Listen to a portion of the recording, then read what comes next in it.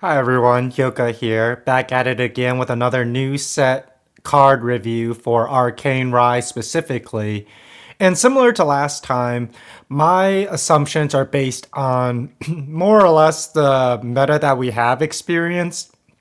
I haven't had too much time testing out the cards, mainly just been busy with work and trying to enjoy opening the product. And so most of what I'm thinking is based on theory and based on the Rai decks that I have been popular in the past. If we look back to DTR, the most prominent Rai deck was Fortuitous Wind Arcane Rai. And some of the upside of that deck was its ability to maintain influence, its consistency in being able to get its way up to level 3, the defense that it has between 3 visits, resolute stand, and it's got multiple kill lines between Advent, traditional spell slinging, and arcane elemental bouncing.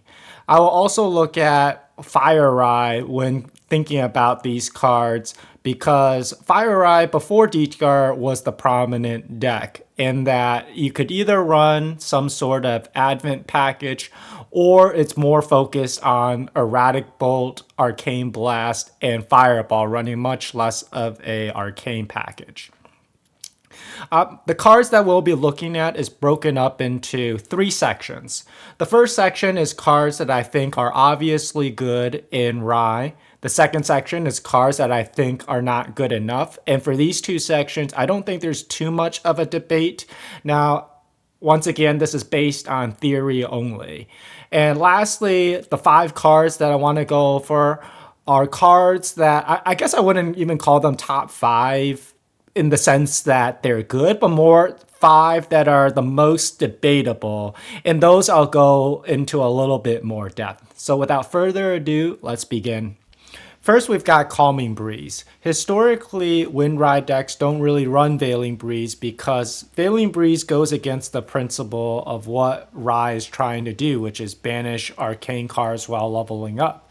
Veiling Breeze requires the main deck to be saturated with wind cards in order to hit a high enough threshold where Veiling Breeze can get off a decent amount of can block a decent amount of damage. And it will require those win cards to be placed in memory, which will result in inefficient banishing.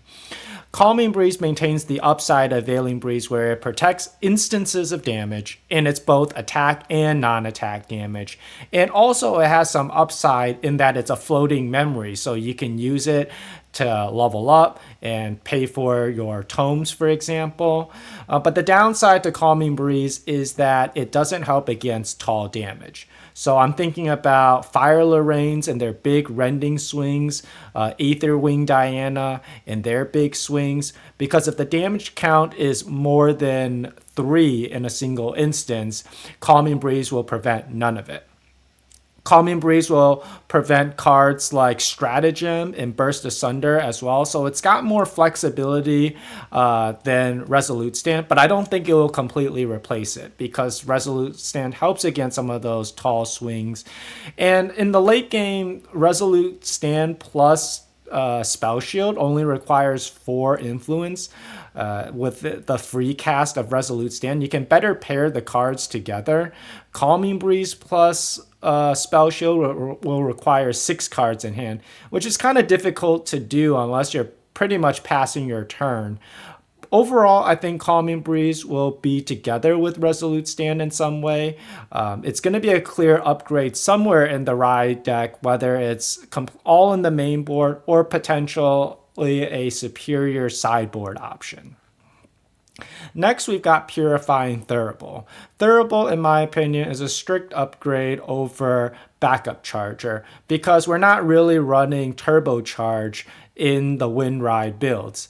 Rai doesn't really need Turbocharge for the additional influence, even without Backup Charger or Thurible. Windride maintains a decent amount of influence, and if you're not really using Backup Charger for the power cell, you at least have Thurible for a little bit of graveyard hate.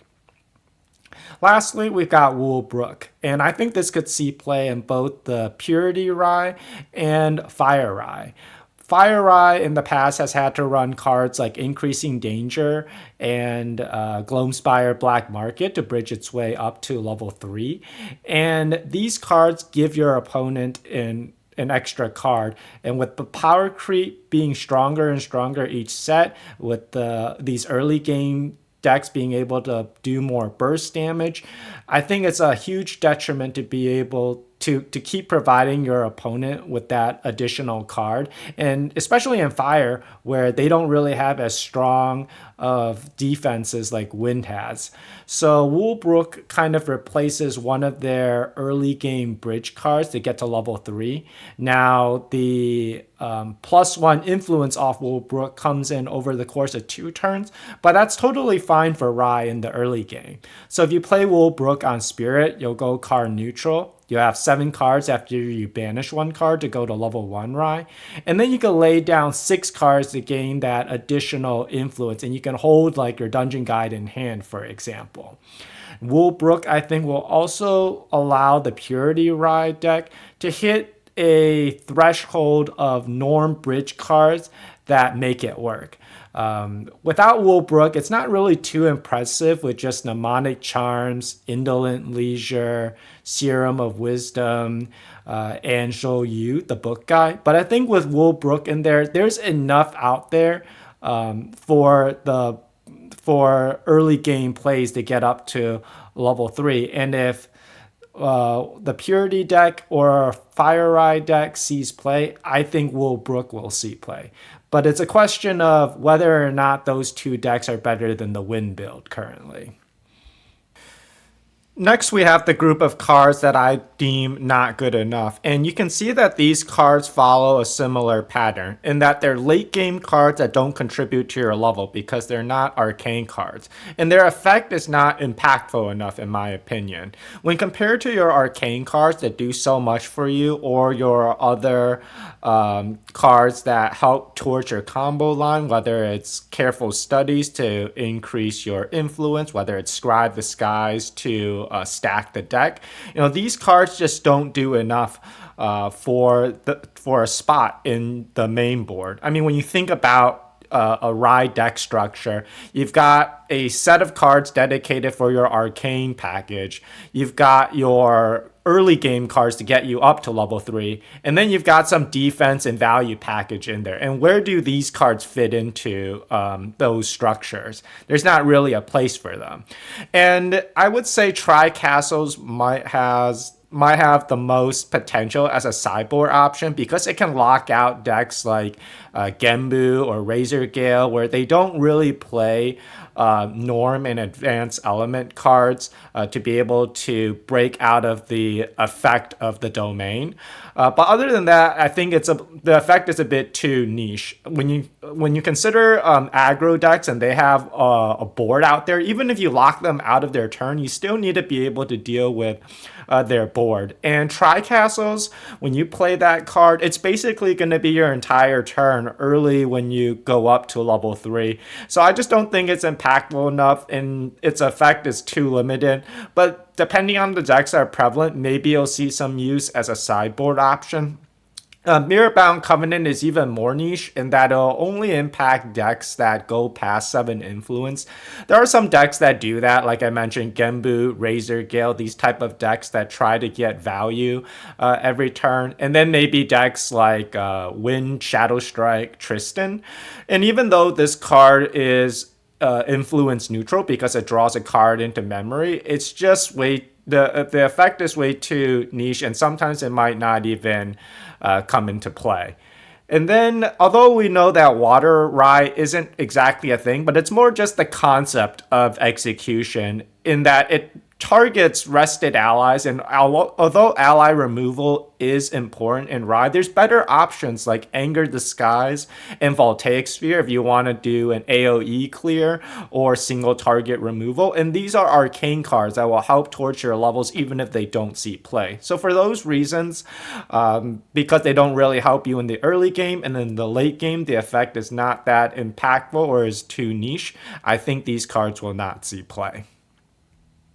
Next, we have the early game cards where I don't think they're good enough to see play. Twisted Verdict I think has the most potential because it's a guaranteed +1 influence, even though your opponent gets to choose the 2 cards that you keep out of the top 5 cards of the deck. They could be in a situation where like maybe one of them is a trash card, but the other one is a card that's totally fine for you to keep, and that's a good enough result out of Twisted Verdict. The problem is with the new rules, your opponent also gets their starting hand when you make your turn 1 play. So Twisted Verdict can get Cerulean Decreed against water. With the new Merlin being an assassin, there's probably a decent amount of incaps running around as well. If you play this during your opening turn and it gets negated, it's such a big setback that, and I don't know how prevalent those decks will be, but just the possibility of that happening makes it so I think Twisted Verdict is an inferior option against other early game plays. Next, we've got Mirrored Confrontation. Currently, we've got Enchanted Fate, which is a 4-cost, fast speed, recover 3, draw a card effect, and that card doesn't see play at the moment. So I find it hard to believe that Mirrored Confrontation would be any good. Plus, your opponent, if they reveal a level 3 champion, can get the draw as well. So this is only limited against aggro, where if they're likely not going to have a level 3 champion. And the fact that it's slow speed and it only recovers 2 to go card neutral. I mean, I'd rather just play like Mnemonic Charms if I wanted to cycle. I think this would be more interesting if it was fast speed and it recovered a bit more than 2. But as it stands, and considering Enchanted Fate doesn't see play, I also don't think Mirrored Confrontation will see play. Lastly, we've got Unmoored Call, which I think is actually a good card. I mean, it's a mage action. It goes card neutral, and it hinders the opponent during their turn. So it could be pseudo healing.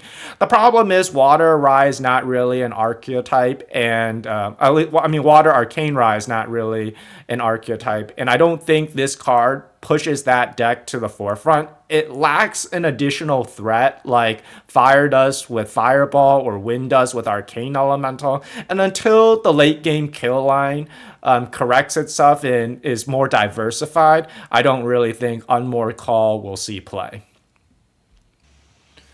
Next, we'll get into the cards where I think there's some debate on whether or not they'll see a place in the existing Rai structures. At number 5, we've got Lost Providence, and we know that Lost Providence is a good card. You save a tempo on materialization because as long as you are level 3 and you have your advanced element active, well, I guess you don't have to be level 3 because Alice is level 2 and they have their advanced element active earlier. But in any case, as long as you have your advanced element active, you can bring out Lost Providence during your main phase.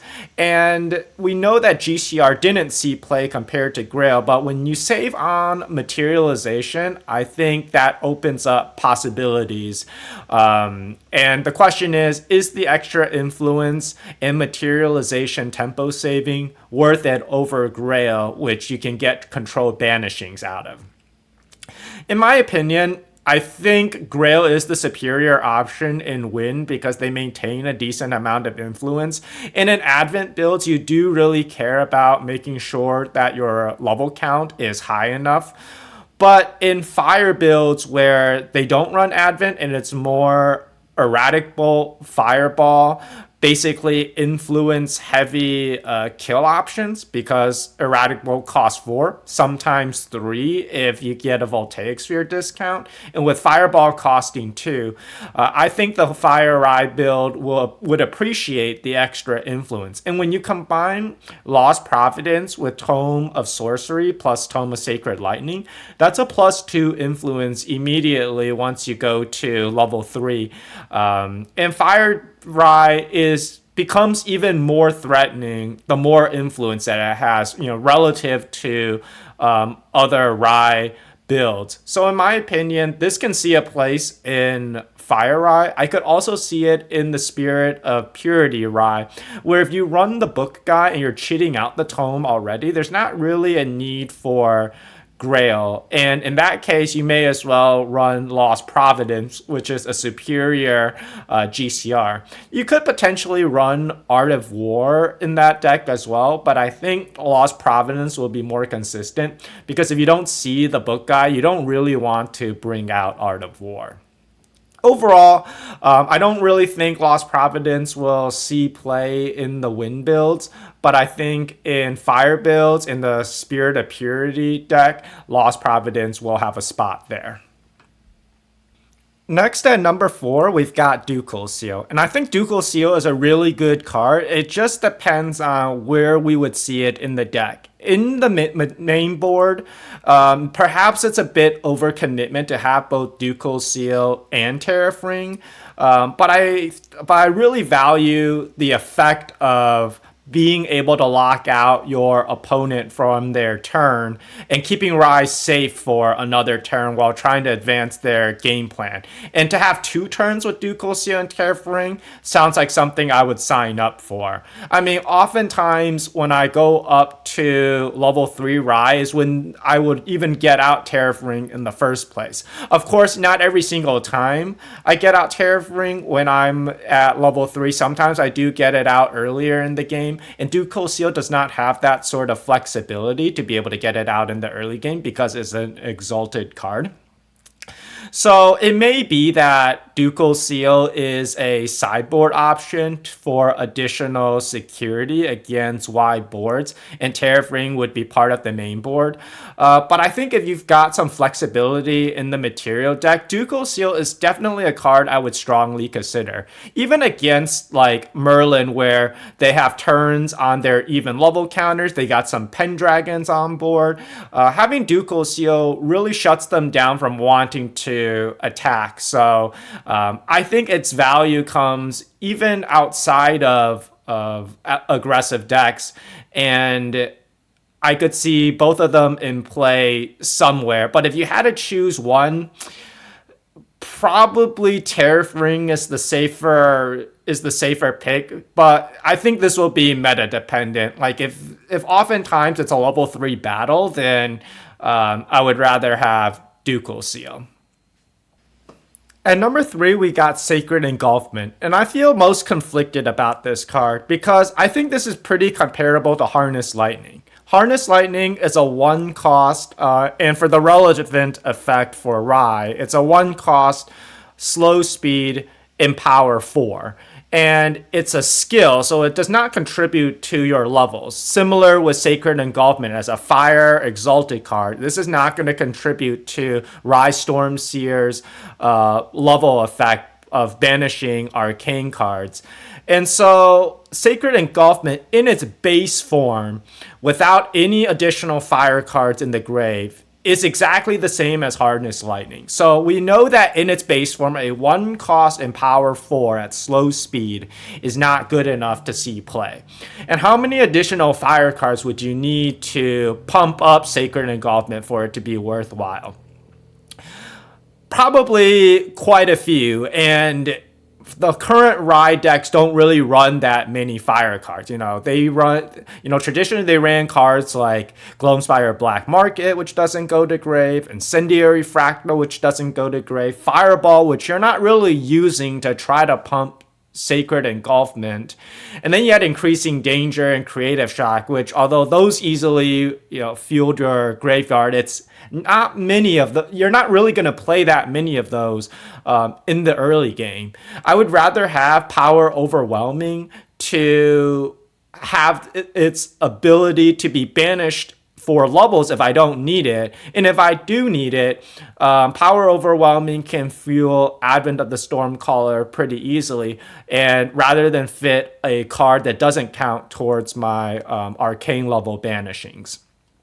For that reason, I don't really see Sacred Engulfment being used in Fire Advent packages. And certainly you wouldn't use this card to just power up a Fireball. That's not worth it in the deck.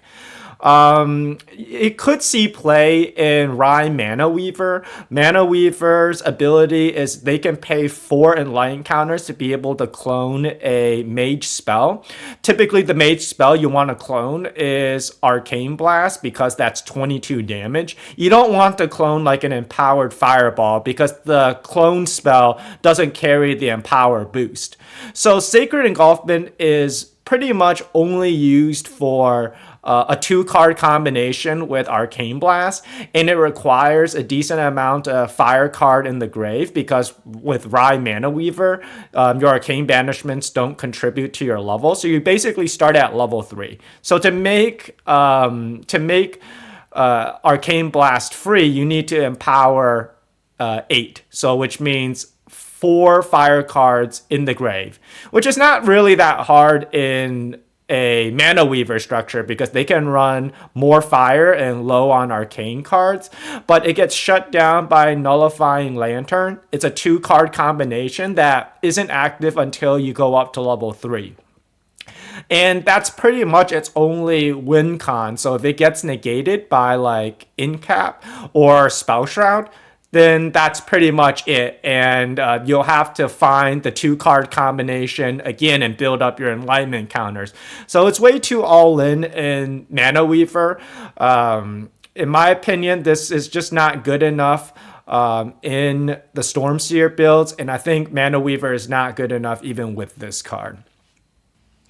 At number 2, we've got Enfeebling Orb. And actually, Blinding Orb had seen limited play in Rai back in the days to interfere with the opponent's interaction when you go for your kill line. Well, Enfeebling Orb is essentially a superior option because you don't have to go down on influence since it costs 0. And it's a more generic option against material slots like Nullify Mirror, which is mostly used to counter wind, Inviridian Protective Trinket, which is only useful against water. Enfeebling Orb has a broader use case. Thinking about wind, for example, they could be holding 2 cards like Veiling Breeze and 1 other card, or like Innervate Agility and 2 other cards. And if you Enfeebling Orb, you kind of force their hand. So if they choose not to use their defensive option, then you can go and proceed with your kill line. And if they do use their defensive option, then you didn't have to commit with your kill spells in order to draw those cards out. In addition to those offensive use cases of Enfeebling Orb, you can also use it defensively, where perhaps the opponent might go for something on their turn, and if you've Enfeebling Orb on their turn, that could be 1 less card that they're going to be able to play, so you can disrupt their plans as well. Overall, I think Enfeebling Orb is really useful in Rai. The question is there room in the material deck for this card? In the Fortuitous Rai builds, they don't really have that many flex spots because they're running the Arcane Regalius to be banished by Fluffy Shopkeep in order to fuel Arcane Elemental. But in other structures where there is more flexibility in the material deck or in the sideboard, this is definitely a card that I would consider and could catch opponents off guard. However, if this is pretty prominent in the meta and people are generally playing around the possibility of Enfeebling Orb, then I think it loses some of its impact. But for the time being, without knowing how the meta will play out, this is definitely a card to watch out for in your Rai builds. Last but not least, at number 1, we've got Spirit of Purity, probably the card with the most intrigue in Arcane Rai. Spirit of Purity's effect is that you can lineage release the card, and you can banish 2 cards from your graveyard, and 2 cards will get banished from your opponent's graveyard. Generally, it serves the purpose of boosting your arcane levels by playing, like, for example, if you go 2 arcane sites, after you play those 2 arcane sites, you can then release Spirit of Purity and put those arcane sites from grave into your banishment for another 2 permanent levels. This also frees up the material slot from needing to use Grail, and you can put a card like Lost Providence in there, because I think by being locked into Norm, you're probably playing Zhou Yu, the book guy, and if you're cheating out books, you're probably not needing to play Grail. I think Spirit of Purity being locked into Norm is fine because we're starting to reach that critical mass of early game Norm cards where I think it's worthwhile. You've got Woolbrook, you've got Mnemonic Charms, you got Zhou Yu, you even have options like Indolent Leisure and Serum of Wisdom.